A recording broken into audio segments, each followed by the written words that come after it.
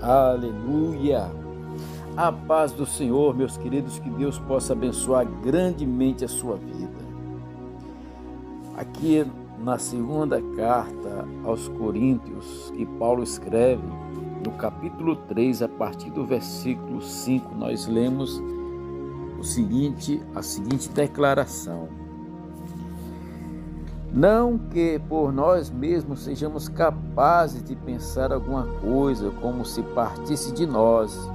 Pelo contrário, a nossa suficiência vem de Deus, o qual nos habilitou para sermos ministros de uma nova aliança. Não da letra, mas do Espírito, porque a letra mata, mas o Espírito vivifica. E se o ministério da morte, gravado com letras em pedra, se revestiu da glória, a ponto de os filhos de Israel não poderem fitar a face de Moisés por causa da glória do seu rosto, ainda que desvanecente, como não será de maior glória o ministério do Espírito? Porque se o ministério da condenação foi glória, em muito maior proporção será glorioso o ministério da justiça.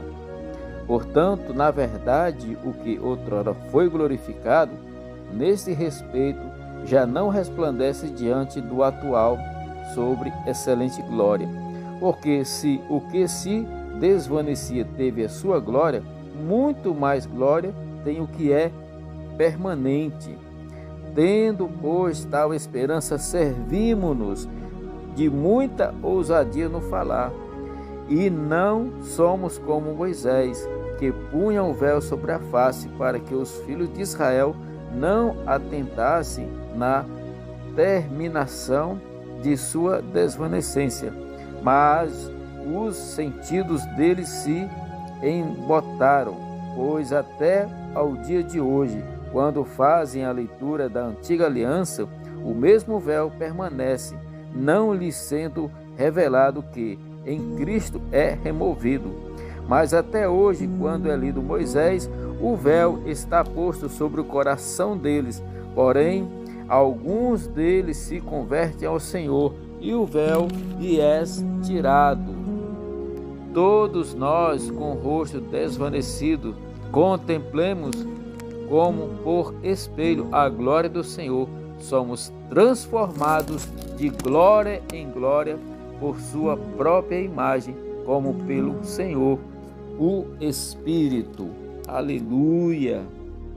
Aqui, meus irmãos, nós vemos como a maneira de como a palavra de Deus deve ser ministrada hoje pela igreja, por cada um de nós. Crer na veracidade da palavra não garante que ministraremos essa verdade no Espírito de Deus. Ou seja, não basta apenas crer nessa palavra, temos que ter a graça, a unção, temos que estar ali voltados para o Espírito Santo, deixar que o Espírito Santo de Deus realmente testifique em nosso coração e que ele conduza-nos a pregar esta palavra pela graça e unção dele. Em Efésios, no capítulo 4:15, ele vai descrever o crescimento e a maturidade do corpo de Cristo como estado relacionados com o nosso, seguindo a verdade em amor. Nas palavras, o apóstolo Paulo adverte sobre o perigo de a palavra de Deus estar sendo ministrada literalmente, mas não de modo revigorante, ou seja, de modo pelo Espírito Santo, de modo pela graça de Deus. Não precisamos imaginar se isso é possível pelo Espírito da verdade. O Espírito da vida são o mesmo. Porque o Espírito Santo e o Espírito da verdade, o Espírito da vida, eles são o mesmo, né? A união dos dois sempre revelará três coisas. A primeira coisa, uma fidelidade de manter-se honesto, né? O apóstolo Paulo, ele diz que o O homem de Deus, a mulher de Deus tem que manejar bem a palavra da verdade, como lemos lá em 2 Timóteo 2,15, né? Maneja bem a palavra da verdade. Significa passar a verdade adiante com fé e franqueza.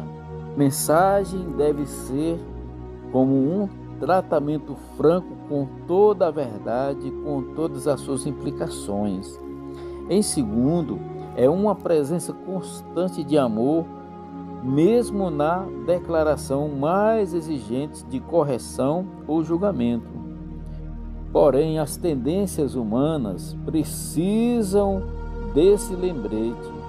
A urgência pode atender nossa mensagem e a paixão infundir nossa libertação. Mas a ira, impaciência, irritação não são do Espírito vivificante. Por isso, literalmente, acuradas que é interpretação da Bíblia ou pregação da mesma possam ser. Em terceiro lugar, uma expectativa de sinais seguirem a pregação da palavra de Deus. Jesus prometeu isso e a igreja primitiva experimentou o seu começo. Paulo descreveu-a como normativa em seu ministério e a Epístola aos Hebreus aprovou isso como parte da tão grande salvação que nos foi dada. Hebreus 2, 1, 4. Essa última referência mostra que a confirmação da palavra de Deus como sinais e prodígios serão não apenas para verificar a presença viva de Cristo, onde o seu evangelho é pregado, mas também para nos advertir contra nos afastarmos da vida nova para a qual fomos chamados.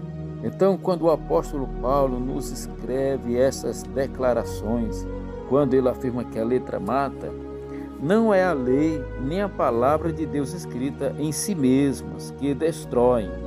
Trata-se, pelo contrário, das exigências da lei que, sem a vida e o poder do Espírito, trazem condenação.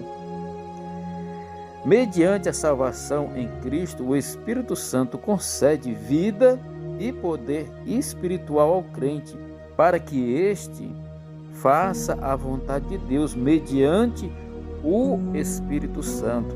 A letra da lei já não mata.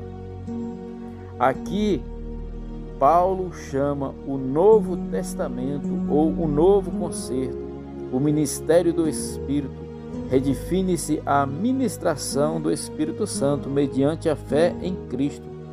Recebemos o Espírito Santo, nascemos de novo e recebemos a promessa do batismo do Espírito Santo, como está lá em Atos, no capítulo 1, versículo 8.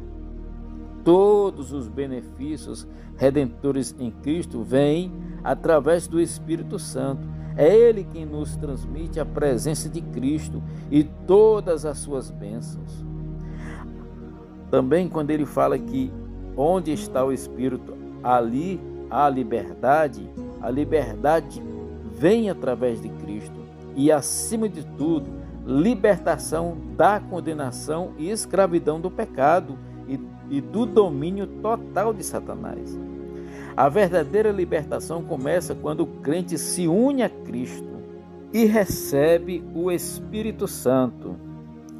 A libertação da escravidão espiritual é mantida através da presença contínua do Espírito Santo na pessoa, no crente, no cristão, e pela obediência desta orientação do Espírito, como podemos ver lá em Romanos, capítulo 8, a primeira parte do versículo 1, quando ele diz: portanto, agora nenhuma condenação há para os que estão em Cristo Jesus, que não andam segundo a carne, mas segundo o Espírito. Então, meus queridos, nós temos que compreender que a libertação da escravidão espiritual é mantida através da presença contínua do Espírito Santo. Aleluia! A liberdade proporcionada por Cristo não é uma liberdade para o crente fazer o que quer, mas para fazer o que deve ser feito, na presença e na vontade de Deus. A liberdade espiritual nunca deve ser usada como pretexto para o mal, nem como justificativo para conflitos. A liberdade cristã deve deixar o crente livre para servir a Deus e o seu próximo, segundo a justiça de Deus.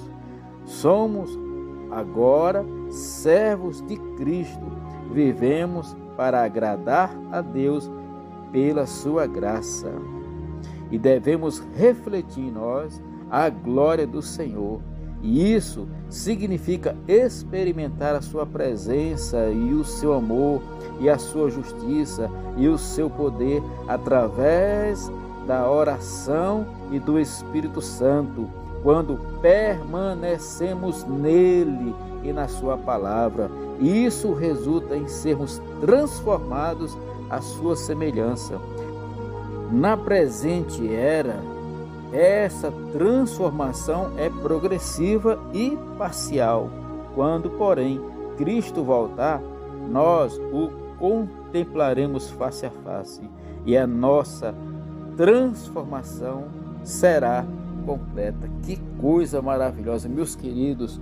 Nós temos que buscar esta graça, nós temos que buscar esse ministério, o ministério do Espírito, porque o Espírito é quem vai nos dar a verdadeira liberdade, a verdade de Deus, a palavra de Deus, quando nós nos convertemos a Ele e andamos em constante comunhão com Ele.